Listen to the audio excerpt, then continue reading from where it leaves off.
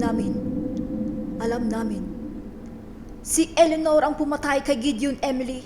At papatayin niya rin dapat si Christian kung hindi ko siya pinakulong sa asylum. Sinungaling. Totoo, Christian. Hindi ako nagsisinungaling. Pero bakit? Ginusto ng nanay mo na tapusin ang pamilya natin. Ito ay katungkulan ko. Walang pwedeng makaalam ng ating lihim.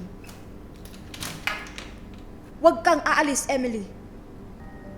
Patay na ang asawa mo, Tito. Siya ay tumakas na baliw. Siya ay tumakas at pinatay. Pinatay dahil sa kanyang dugo.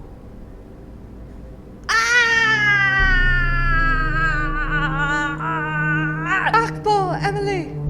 Takbo!